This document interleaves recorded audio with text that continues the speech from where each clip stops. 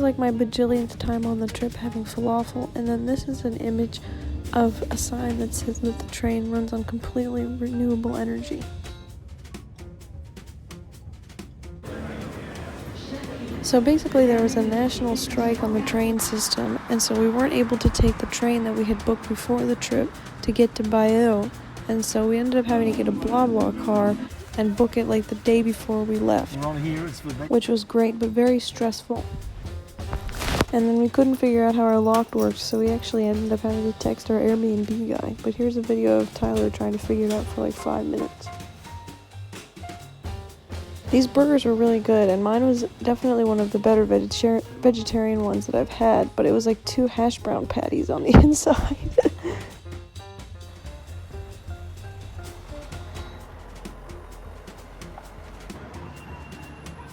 This is the Carrefour Express we went into, where I tried to buy what I thought was a packet of butter, but what turned out to be a packet of yeast.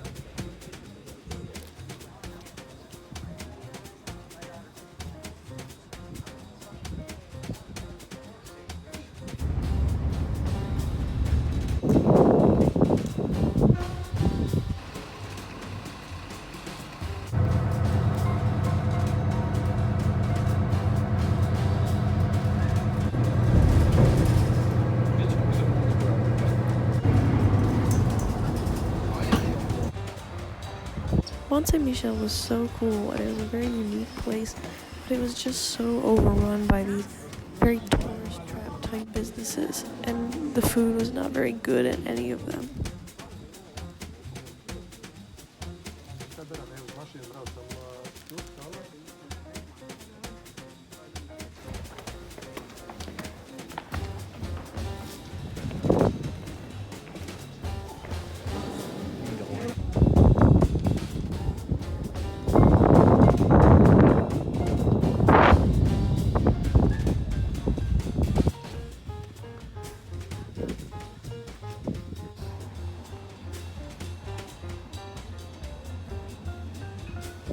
The next shot is a video of this massive group of like 200 people that we saw walking across the marsh, and we ended up watching them for a really long time because it was just so crazy to see that many people all in one group.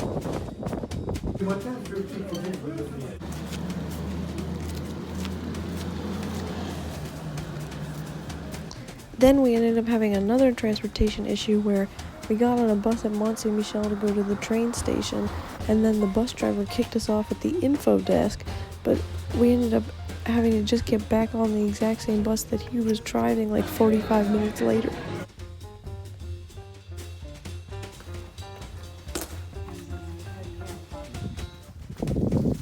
This is a really amazing tour, and our tour guide was really awesome. He was so engaging, and he had great stories to go along with every single place that we went to. It was actually something that Tyler had to convince me to go on because it was really expensive and it was going to be the whole day, but it was so worth it because I felt like I learned so much about World War II that I had never really known before, or just sort of had skimmed the details of in the past, and I got a very thorough impression of what had actually happened at each of these places, and so I would say it was definitely worth it.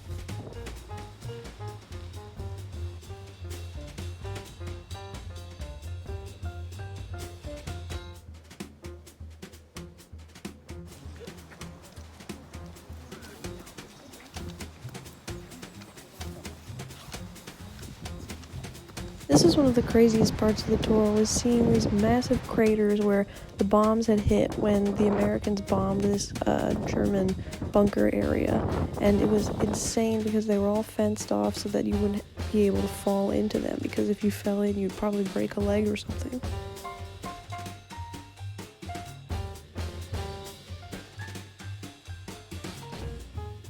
I think for other people, being able to go inside of the bunkers might have been the coolest part, but this just really reminded me of going to like Fort Gorges or something here in Portland.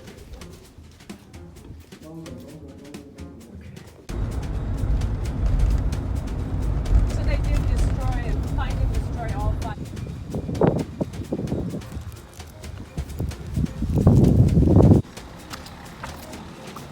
Going to this museum was included in our tour ticket, And so it was really interesting, and I'm glad that we got to go there. And it's just crazy because I don't know why at like every single one of these museums here in France and then also in Belgium, there's just so many wax figures everywhere.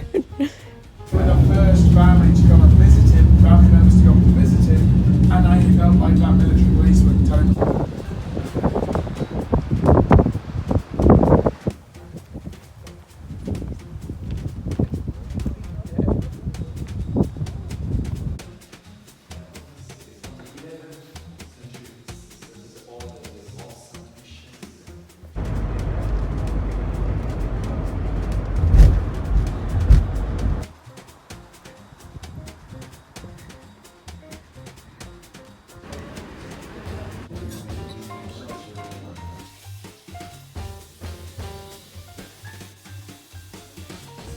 This is a pretty standard example of what our morning would look like if we had to leave from somewhere like in the middle of the day, because we would tend to eat a lot more food than we normally would because we were trying to just hang out and not haul our bags around everywhere, and then also just sort of wandering, like not having much of an agenda.